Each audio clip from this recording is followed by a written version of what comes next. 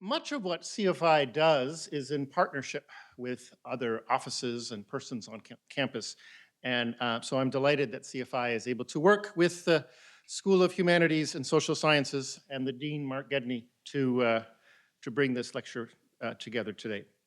Today's lecture is the Franz lecture, and we should say a little bit about what that is. This is probably the college's oldest lecture series. It has been long sponsored by the Social Science Division, which is now part of the, and now sponsored by the School of Humanities and Social Sciences. It's been running since 1992. And it's named for David Franz. David Franz was a much-loved professor of history here at Gordon for many years, about half a century, in fact. He was part of the faculty, believe it or not, who made the transition from the to the Wenham campus from the Fenway. He believed that we understand the past the best by seeing those places where historical events transpired. And so he brought Gordon students to see those places. And so the Franz lecture still today welcomes speakers who share that global interest. David Franz was a historian, but the lectureship is not only for historians. He was a visionary who helped shape the social sciences at Gordon more generally. He helped found the departments of psychology and sociology and economics, and also my own department, political science. And so those of us who are social scientists, or who have studied in the social science course, or who have benefited from the insights of the social sciences, which is all of you, are in his debt. I am pleased to introduce to you Dr. Dennis Hoover as this year's Franz lecturer. Dennis is a senior fellow at the Institute for Global Engagement. He is editor-in-chief of the Review of Faith and International Affairs. You have copies on your chair. And he is senior fellow at Love Your Neighborhood Community. He previously served as an advisor to a program of the Templeton Religion Trust called the Covenantal Pluralism Initiative. Dennis has published extensively in all sorts of academic and popular outlets, particularly with respect to religion and politics, law, security, peace building, pluralism. In addition, he has written or edited 6 books, I think 6, including most recently, Exploring Religious Diversity and Covenantal Pluralism in Asia. Dennis is no stranger to Gordon. He has spoken here previously, and more than that, he has taught for Gordon occasionally, including at Gordon's study abroad program in the Balkans. So David Franz would approve of that as well.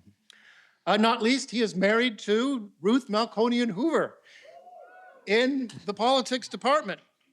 And I'm sure many in this room have been blessed by their friendship with Dennis.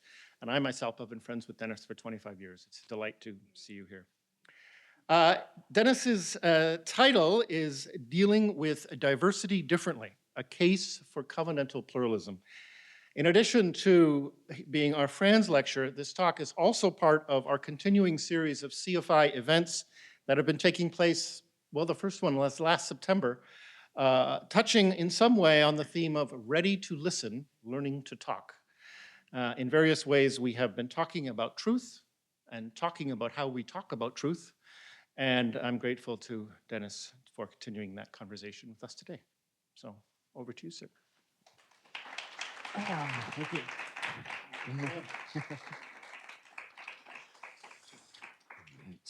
Good afternoon.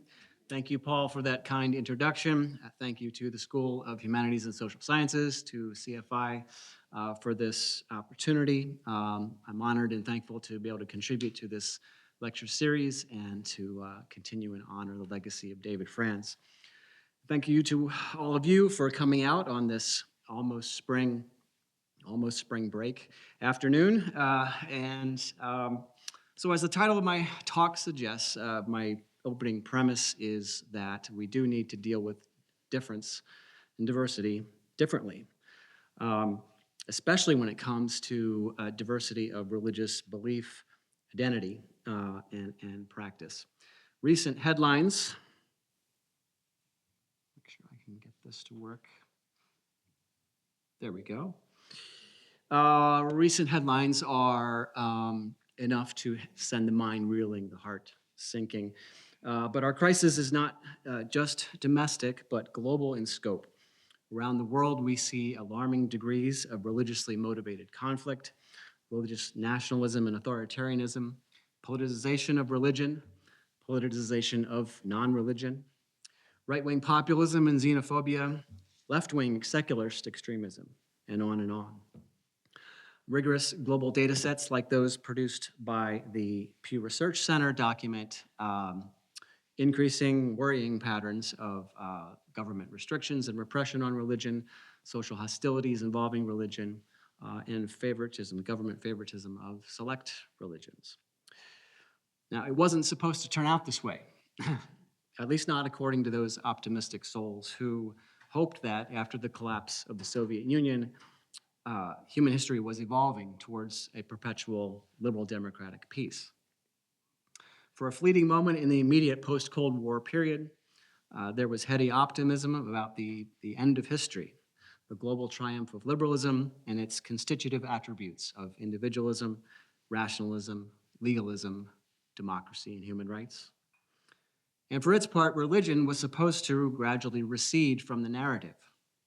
Per the assumptions of secularization theory, which at the time was still very influential, under modern conditions, religion tends either to be abandoned entirely or relegated to the margins. But the gods refused to die, and instead of a liberal democratic secular peace, the post-Cold War period has witnessed particularistic identities roaring back to prominence, often violently. The future is here, and it's not one of universalization of liberal order, but rather cultural and political balkanization, polarization, demonization. You see it in the headlines every day. And often, thus is aided and abetted by various forms of politicized religion. So all this has led to, if not a crisis of confidence, at least a serious reappraisal of the conventional assumptions and methodologies of secular liberalism. Robert W. Hefner, a professor of anthropology at Boston University and the 2022 Franz lecturer here at Gordon, wrote about this in the Review of Faith and International Affairs. In his article, Hefner concluded that, quote, after decades of policy briefs suggesting that some mix of free elections and civic participation is sufficient to bring about democracy and citizen equality, the struggle for recognition and coexistence in religiously plural societies remains as daunting today as ever. The failure of all but one of the Arab uprisings, the ascendance of hardline variants of Hindutva nationalism in democratic India, the growth of racializing nativism in many Western contexts, among other examples, have all underscored that received recipes for citizenship and democracy in circumstances of deep plurality are wanting. Indeed, theorists from both the left and right have increasingly recognized the need for a new paradigm that corresponds better to empirical facts on the ground and that has better prospects for achieving at least a working consensus across deep difference. One early voice calling for a new paradigm was the influential sociologist of religion, Peter Berger, a colleague of Hefner's at Boston University, who passed away in 2017. Earlier in Berger's illustrious career, he was a proponent, a prominent one, of secularization theory. But in the late 1990s, he famously renounced that view and began arguing for a theory of pluralization to decisively displace secularization theory as the paradigm for understanding contemporary religion. In his later years, Berger invested himself in various projects exploring pluralism, including one based here at Gordon, working with Kay Cook and other faculty on Christianity and pluralism. And one of his last talks on pluralism was, in fact, delivered from this very stage. In his 2014 book, The Many Altars of Modernity Toward a Paradigm for Religion in a Pluralistic Age, Berger argued that modernization does not necessarily result in the decline of religion, but it does mean that more people than ever before must live amidst a cacophony of competing beliefs, values, and lifestyles. This process of diversification and pluralization necessarily forces the modern person into more frequent encounters with deep difference.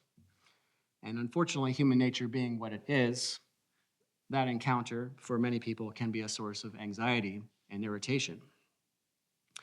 The encounters can be interpreted as undermining epistemic and moral certainty, forcing matters that might otherwise have stayed in the background of consciousness instead to be dealt with in the foreground. Globalization and technological change accelerate these dynamics and can foster feelings of spiritual and psychological dislocation, which in turn can easily fuel distrust and demonization of the other. Berger also discussed two commonplace but highly problematic strategies for dealing with the modern predicament of religious difference and diversity. Fundamentalism on one end and relativism on the other. A fundamentalist, according to Berger, is someone who attempts to restore moral and epistemic certainty through various social and political means. And at the opposite end of the spectrum, a relativist is one who makes an ideology out of moral equivalence, non-judgmentalism, and tolerance. With the poles so defined, on one end, a politicized fundamentalism, and the other a kind of vacuous relativism, Berger argued for a third way, the maintenance and legitimization of the middle ground between fundamentalism and relativism, which the word Berger used for that happy middle ground was pluralism. So in my view, Berger's framing of the challenge in this way is quite helpful, and it points us in the right direction. However, I believe he also left us with further work to do in terms of conceptual specification of this new paradigm of pluralism and pluralization. If we say we're working to build a culture and a polity of pluralism, what exactly does that kind of environment look like? What does a properly defined pluralism require of us? What does it not require of us? What are its parameters, its enabling conditions? How will it look? How will it feel when we're actually occupying this middle ground with people who do not look, pray, or vote like we do? There is, furthermore, a significant terminological problem with the word pluralism itself, at least as the word is commonly used in contemporary parlance. The problem is that when the word pluralism is used without specific qualifiers or context, the default meaning usually attributed to it is relativism. I've attended many interfaith conferences around the world, and I can assure you I've encountered many, many people conflating pluralism and relativism. But a pluralism of the actual middle ground will include more than just the most liberal and relativistic representatives from each religious tradition. A pluralism that is genuinely plural will need to be more inclusive of the actual extent of religious diversity that exists. Conservative to liberal, evangelical to mainline, Buddhist to Baha'i, Muslim to Mormon, secularist to Scientologist, and on and on. As such, in order to clarify exactly what kind of pluralism one is talking about, it's helpful nowadays to use a modifier. So for the balance of my lecture, I want to introduce a specific concept of pluralism that uses a specific modifier, namely covenantal. By covenantal pluralism, I mean a relational and non-relativistic framework for dealing with deep diversity of religions and worldviews. Reaching beyond bumper sticker cliches of tolerance, covenantal pluralism calls for a holistic combination of positive conditions from the top down, meaning government policies, and from the bottom up, meaning social and cultural norms and practices. Covenantal pluralism seeks both a constitutional order of equal rights and responsibilities and a culture of reciprocal commitment to engaging, respecting, and protecting the religious other. However, and this is where the contrast with relativism becomes most clear, covenantal pluralism is not a philosophy that requires anyone to compromise their religious beliefs or to necessarily affirm that any and all religious beliefs are equally valid. The ideal end state of covenantal pluralism is neither a thin soup ecumenism nor a vague syncretism, but rather a practical paradigm for civic fairness and human solidarity. Or to put it in more Judeo-Christian terms, it's a covenant of loving your neighbor as yourself, even when that neighbor has irreconcilable theological differences with you. The philosophy of covenantal pluralism first emerged in embryonic form from the work of the Institute for Global Engagement, which is a think tank and educational nonprofit that I've been affiliated with since 2003. The concept of covenantal pluralism was later adopted and further developed and refined in the late 20-teens by the Templeton Religion Trust, which is a global philanthropic foundation based in the Bahamas. In 2019, TRT also launched a major funding stream called the Covenantal Pluralism Initiative.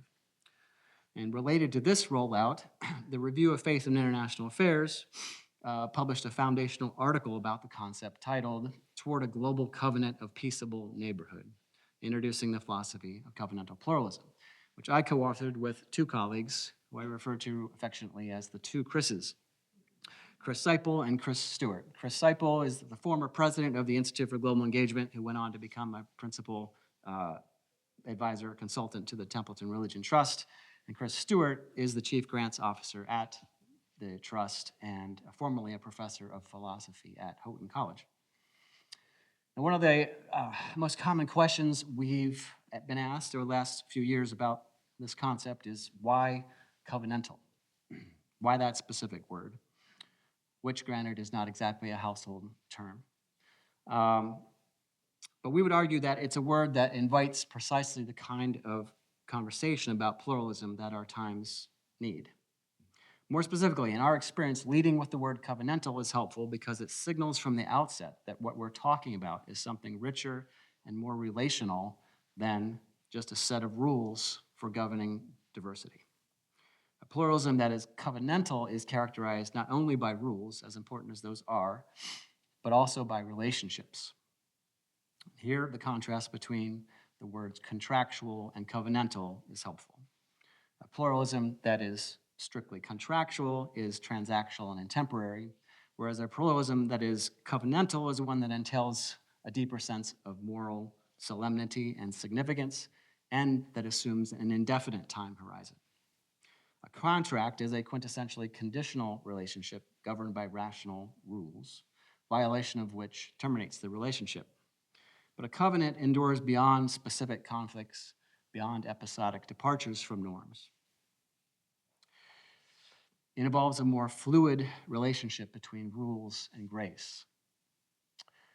Jonathan Sacks, former chief rabbi of the United Kingdom, wrote a lot about the concept of covenant and its secular application on behalf of people of any faith or no faith. In his 2002 book, The Dignity of Difference, he explained that the concept of covenant extends our horizons to the chain of generations of which we are a part. Covenants are beginnings, acts of moral engagement. They're couched in broad terms whose precise meaning is a subject of ongoing debate, but which stand as touchstones, ideas, and reference points against which policies and practices are judged. Another way of saying this is that the word covenant suggests a level of solidarity across lines of difference that is weightier than mere tolerance. Now, we need to be careful here because tolerance is certainly noble and necessary as a norm. This is not an argument against tolerance. Still, tolerance in and of itself is not sufficient if our goal is to build societies in which we all live well with our deepest differences. Minimalist and arm's length versions of tolerance can actually run counter to that goal. The problems are threefold. First, to frame the imperative in terms of granting tolerance can suggest a posture of privilege or even condescension. But no one wants to merely be granted toleration, as if their presence is only grudgingly or tenuously accepted within the sociopolitical order. Instead, we all want to feel that our equal standing and inherent human dignity are universally respected. Stephen Prothero, a prominent religious studies scholar and author of the 2010 book, God is Not One, The 8 Rival Religions That Run the World, points to a second difficulty with platitudes of tolerance, which is that it can reveal or be indicative of a level of religious illiteracy or even naivete regarding just how deep the differences between religions really are. But religious tolerance will not be resilient if it's not approached with eyes wide open. All religions are not the same. Some theological disagreements are irreconcilable. In an interview with Religion Dispatches, Prothero put it this way: in graduate school, I repeatedly heard from professors that all religions were different paths up the same mountain. That sentiment never made any sense to me. I had Jewish and Muslim and Christian and atheist friends, and none of us was under the illusion that we agreed with each other. The world's religions are climbing different mountains with very different tools and techniques. One perspective that the new atheists and the liberal multiculturalists share is that all religions are essentially the same. False and poisonous on the one hand, true and beautiful on the other. I think this view is dangerous, disrespectful, and untrue. Christians do not go on the Hajj to Mecca. Muslims do not affirm the doctrine of the Trinity. Moreover, going on the Hajj is not peripheral to Muslims. It is one of Islam's 5 pillars. The belief that Jesus is the Son of God is not inessential to Christians. It, in fact, stands at the heart of the Christian gospel. So the bottom line, tolerance is an empty virtue if you don't even understand what you're tolerating. A third and arguably most significant problem with settling for a minimalist notion of tolerance is that it's too easily coupled with indifference and non-engagement.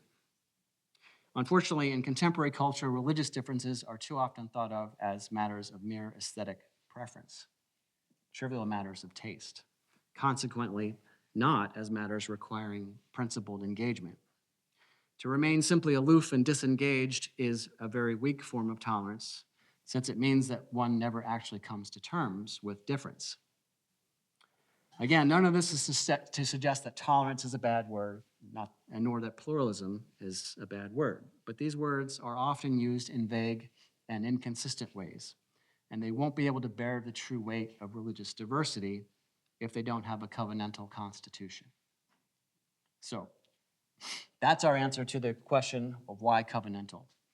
And now I'd like to spend some time briefly unpacking the constitutive development components of the concept of covenantal pluralism. In several publications, especially our 2022 edited volume, the Rutledge Handbook of Religious Literacy, Pluralism, and Global Engagement, we specify what, in our view, are the essential enabling conditions of covenantal pluralism, and we group these into 3 categories. The first set of enabling conditions is freedom of religion or belief and equal treatment of religions and worldviews.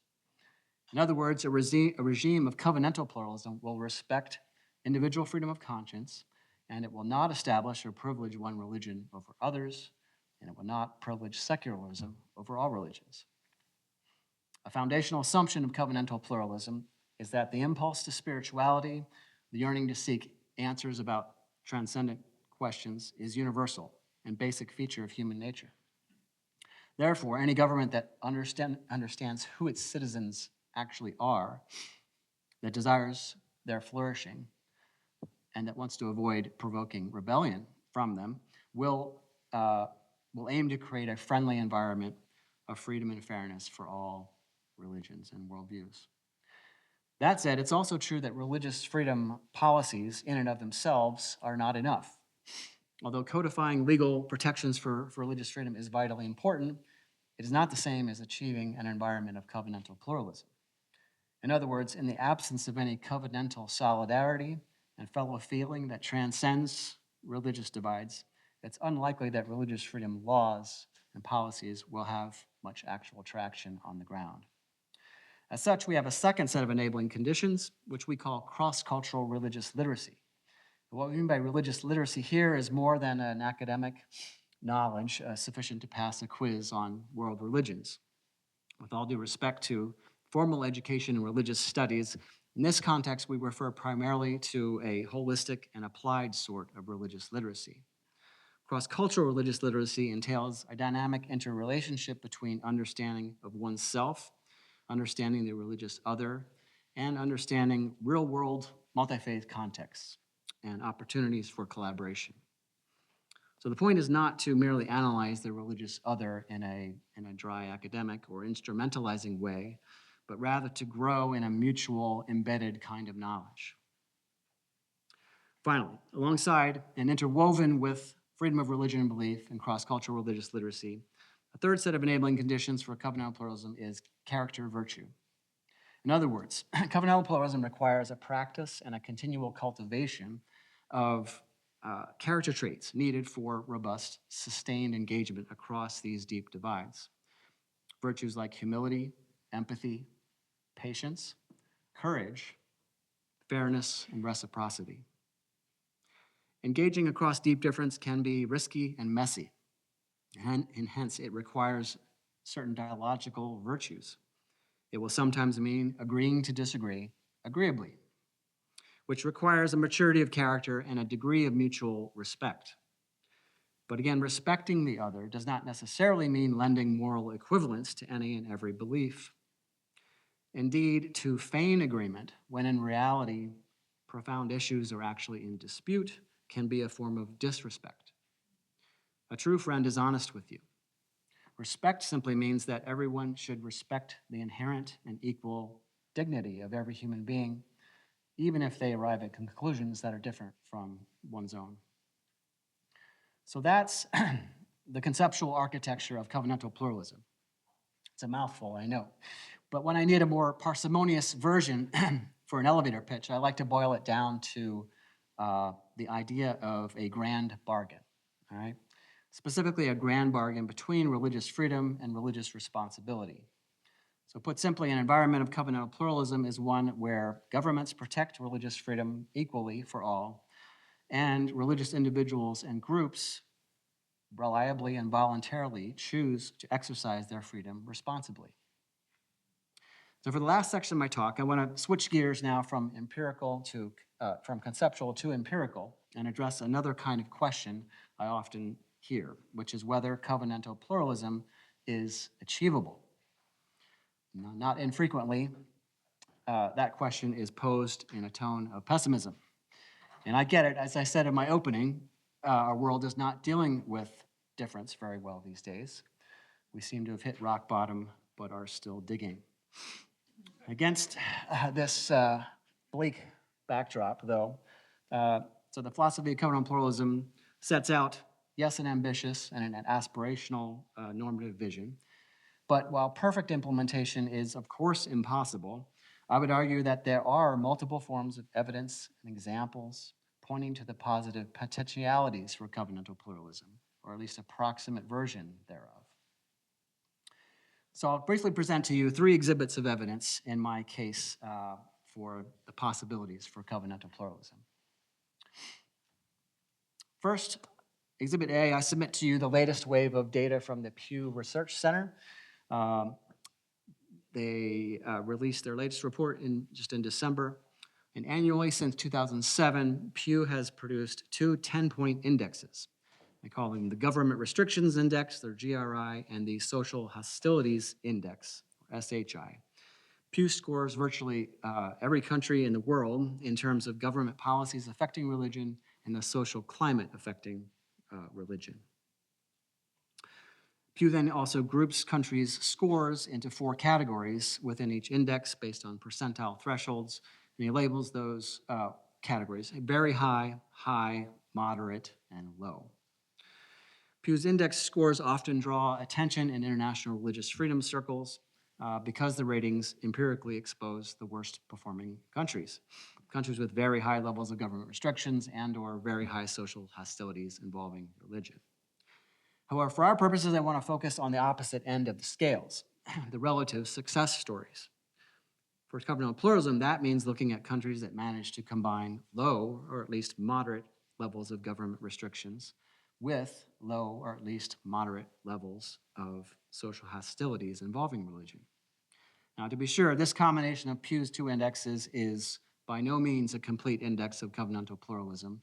There are a lot of layers to the covenantal pluralism concept. But these two indexes at least give us a sort of baseline indication of where the ground might be relatively more or less fertile for covenantal pluralism.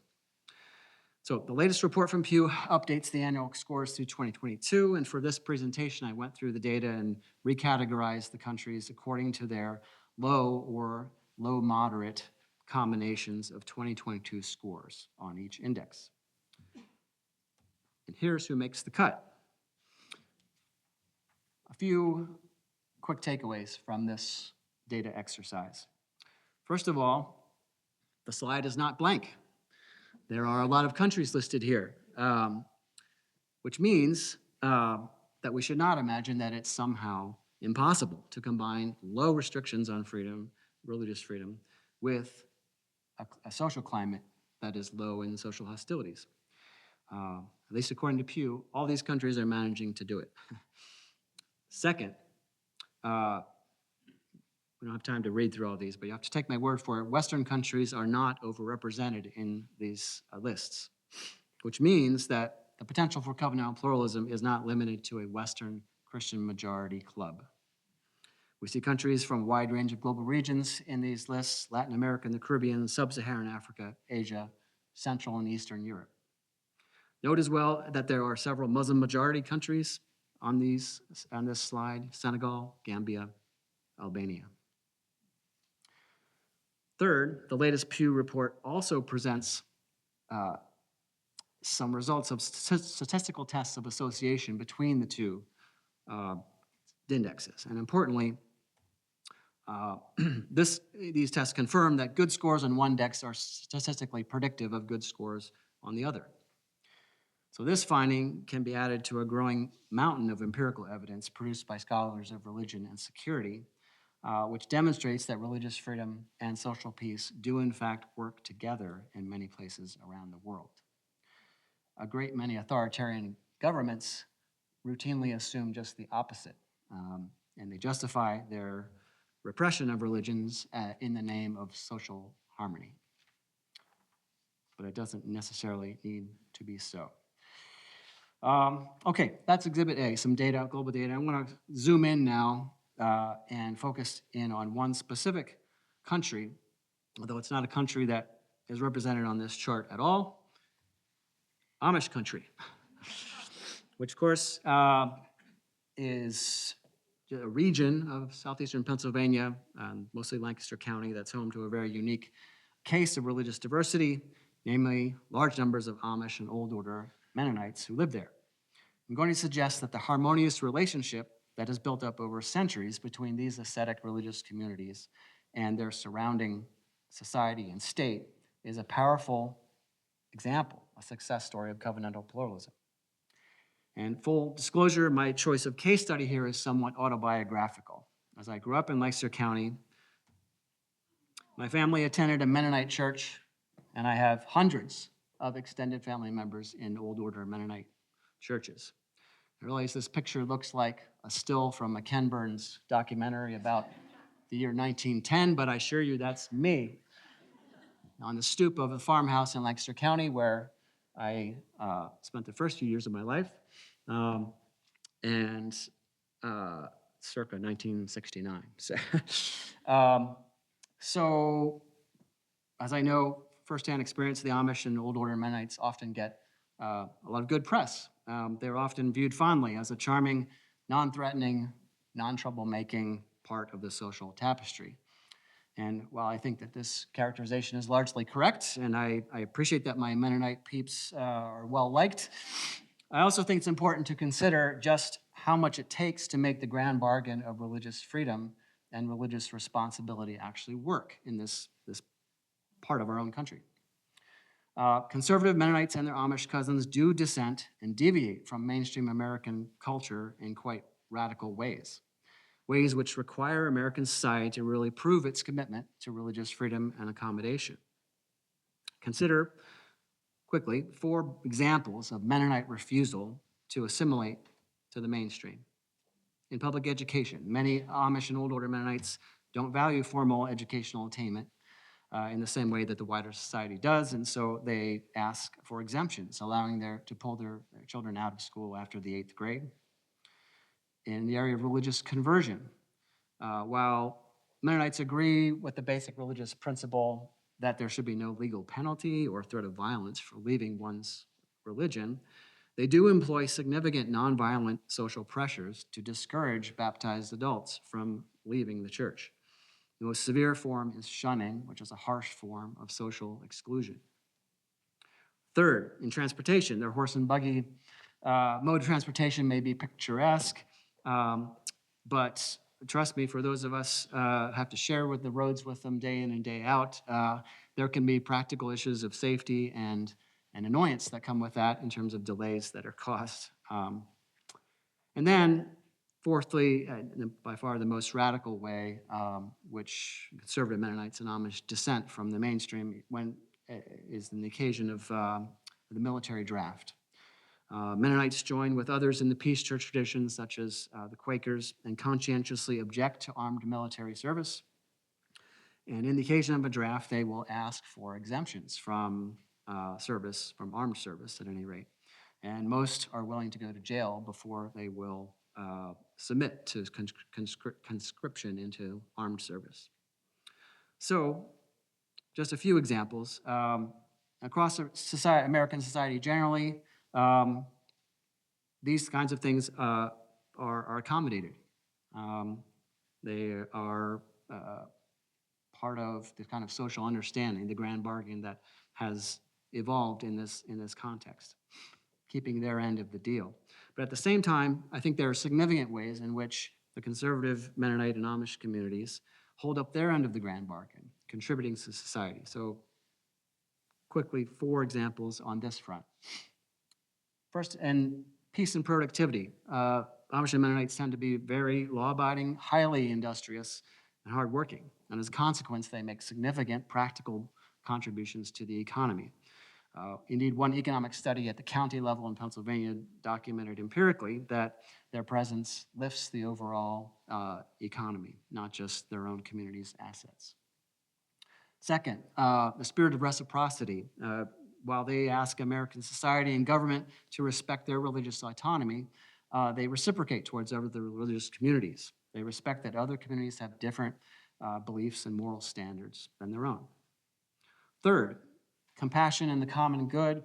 They practice what they preach in terms of charity, compassion, humanitarian service to those in need. They have a long tradition of energetic contributions to humanitarian service projects, domestic and internationally, and to peace-building initiatives. Fourth, returning to the issue of the military service, in the event of a military draft, while they won't participate in armed combat, most are very willing to participate in alternative service programs organized by the government in collaboration with the government. A couple examples from World War II era on the screen, where Mennonites and the government worked collaboratively to establish extensive civilian public service projects. So, with apologies to my extended Mennonite clan for using them as an illustration, I submit that this is a success story of covenantal pluralism because the religious minority involved is one that does dissent from majority culture in sometimes pretty radical ways, and yet it still works. Finally, Exhibit C in my case for a guarded optimism about covenantal pluralism, I would put the numerous innovative programs that the Templeton Religion Trust Covenantal Pluralism Initiative has funded. Many of these are profiled on TRT's website and YouTube channel, and I'd encourage you to check those out when you get a chance. There are dozens of examples, but for now, I'm just going to mention 2, one domestic, one international. My domestic example is an organization called Bridging the Gap, which is now part of Interfaith America. Bridging the Gap was founded in 2020, and as its first program, it brought together a class of students from Spring Arbor University, an evangelical college in Michigan, with students from Oberlin College, a school in Ohio associated with progressive values. Facilitated by Bridging the Gap, students from both campuses came together to learn about each other and how to work together across social and political divides. And since its initial pairing, the program has grown to engage over 50 campuses. A second example, this one operating internationally, is the organization Love Your Neighbor Community, or LINC, where I serve as a senior fellow. LINC is a US-based Christian NGO that has sponsored or co-sponsored many international conferences on freedom of religion or belief, seminars on cross-cultural religious literacy, and lots of different kinds of relationship building events involving local religious leaders and local government officials. And what's particularly remarkable about all this is that the primary region where Link is doing these programs is Central Asia. Muslim majority, former Soviet, very authoritarian. Challenging context for this kind of work, but Link nevertheless is successfully navigating this terrain with a relational diplomacy that's very much informed by the ethos of covenantal pluralism. The events that Link and its partners run are very carefully inclusive of participants from multiple faith traditions, and the content and methodology prioritize relationship building and cooperative engagement, both between different religions and between religions and government agencies. Also worth noting is that Link very often works with multiple co-sponsoring organizations that are coming out of different faith traditions themselves. So it's a kind of embodiment of covenantal pluralism in the co-sponsorship model. The leadership of such organizations often includes evangelical Christians, Catholics, Jews, Muslims, Mormons, Scientologists, and Sikhs. It's a motley crew, but it works because everyone is sharing a middle ground and a common conception of covenantal pluralism. So in conclusion, there is reason to believe that freedom of religion, freedom of conscience, and social harmony can be mutually reinforcing, even in contexts of wide religious difference. But it won't just happen. There is no institutional mechanism to guarantee an outcome, no end of history. It requires ongoing effort from the top down and the bottom up, from one generation to the next. As Robert Jouster, a political theorist and international relations professor at Redeemer University, has helpfully put it, covenantal pluralism should be thought of not just as a theory, but as a verb, as a continuous activity of covenanting pluralism. It's not an easy or simple thing, and does require all sides to give something to make the grand bargain work. But the process of covenanting pluralism ultimately promises progress towards freedom, fairness, and flourishing for all. Thank you. Look forward to your questions.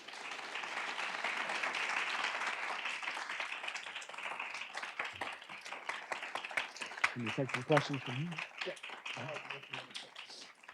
Thank you, Dennis. I think you laid out a compelling vision, and I look forward to hearing folks' reactions. We do have time for Q&A, so I would ask that you keep your questions and not speeches. But I certainly do welcome questions, and I'll let Dennis moderate. All right. Yes. Hi, I'm Sabina. What are just some really simple ways that people can implement this into their everyday life? Yeah, that's a great question. And the concept of covenantal pluralism is, there's a strong emphasis on the contextual nature of it. So what it looks like is necessarily determined by the context. So the initial response kind of turns it back on you and just say, what is your context? What are your opportunities that you actually see in your sphere of influence? But as I think about more specifically, college students and university setting in particular, I think there's lots of things to say and recommend it. I mean, part of the opportunities that you have, especially as a college student, to take courses that actually are about religious studies, or even if they're not religious studies per se, but they're global comparative courses that bring in the religious dimension. It's all good in building up your religious literacy. Also, spending time, as I said in some of the conceptual overview, the concept of cross-cultural religious literacy requires self-knowledge. So spending time really plumbing the depths of your own faith tradition and scriptures, and understanding what it says about engaging the other, about welcoming the stranger, about any number of traditions of theology and social teaching within the Christian tradition that bear on this question of how to deal with the other. Really imbibing that, I think, is important because and you enter into, a kind of public civic arena where you're engaging across these uh, deep lines of difference. Um, Having a good root in your own identity is part of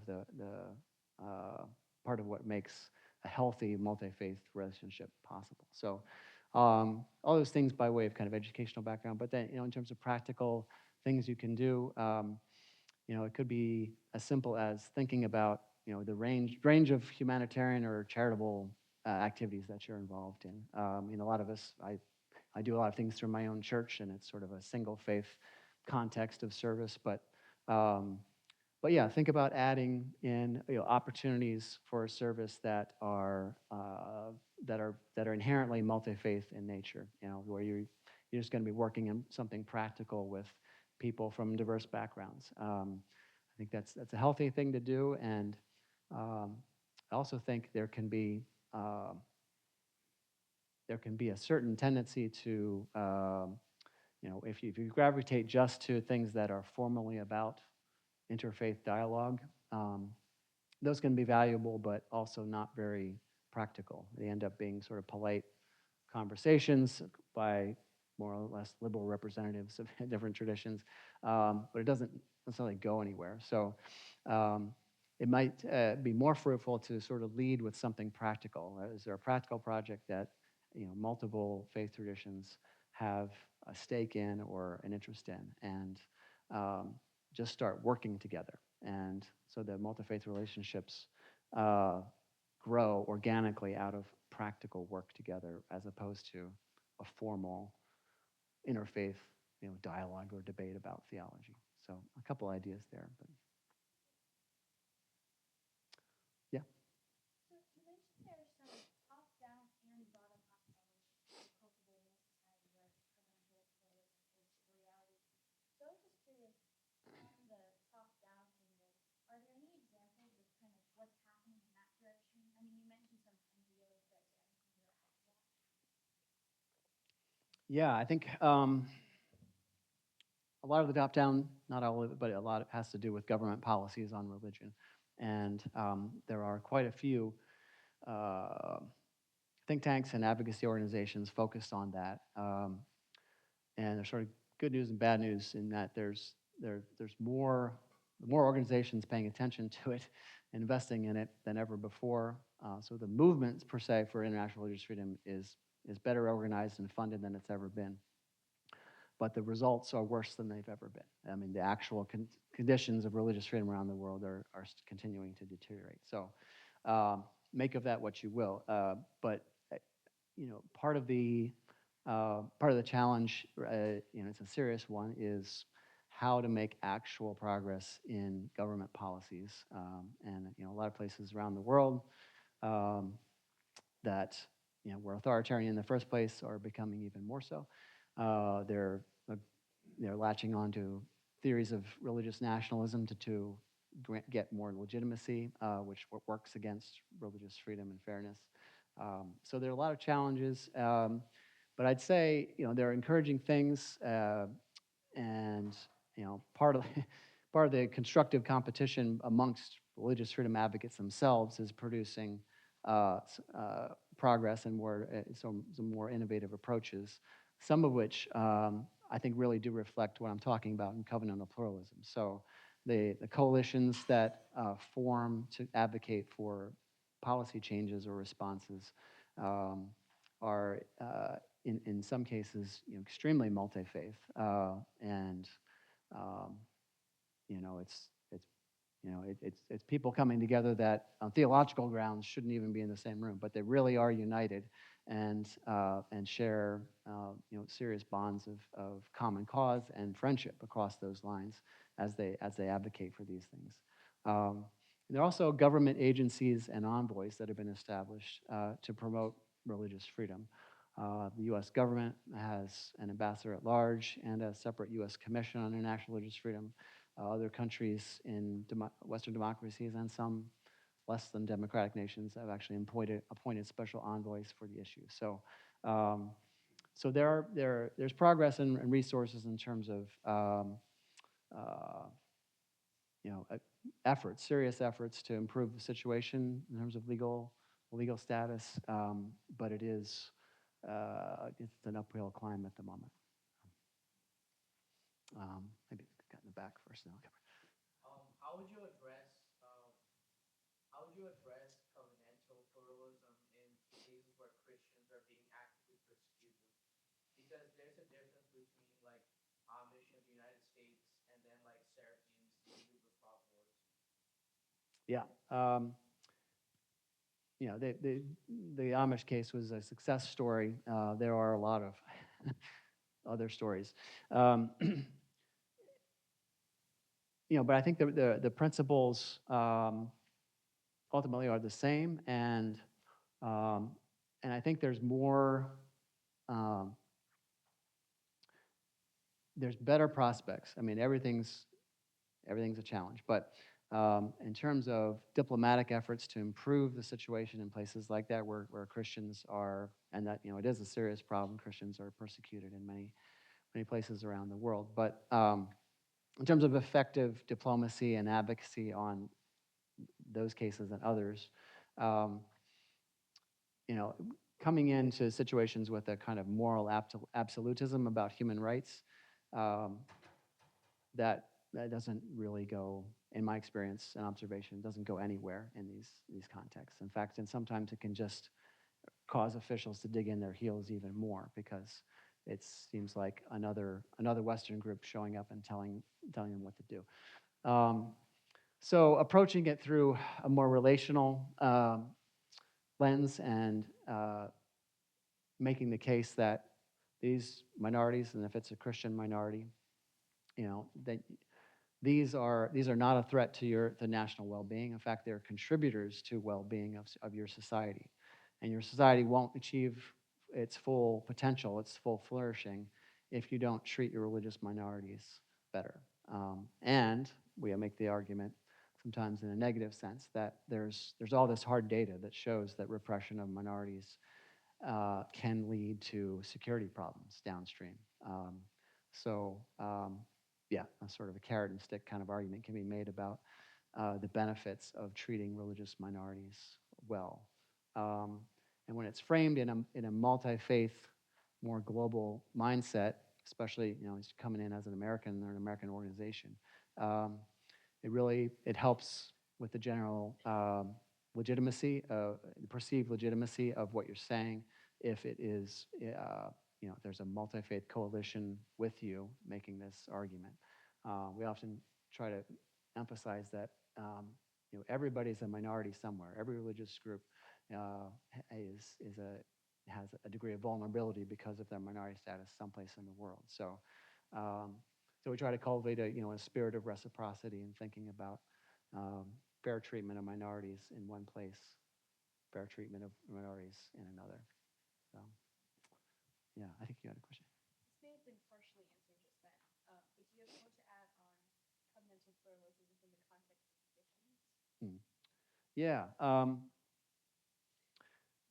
It sort of relates to what I was saying earlier about covenantal pluralism being robustly pluralistic and inclusive of people who, some will be relativists, but others will be exclusivist in their theology, and so they make firm doctrinal truth claims, and some groups, including the evangelical tradition, have evangelistic intent as a basic part of the faith and the commitment. Mormons are similar in their tradition, and some versions of Islam are evangelistic. So that's part of the picture when you say you're including religious exclusivists. Some will also be evangelistic in their intent. And so the concept of covenantal pluralism means to be inclusive of people who want to propagate the faith, to share their faith, to witness, to evangelize. And but it does also imply some limits in terms of when and where evangelism exactly happens, at least in an explicit way. Obviously, how we live our lives day in and day out is always, we're always some kind of witness, but depending on how we live, how we drive on the roads.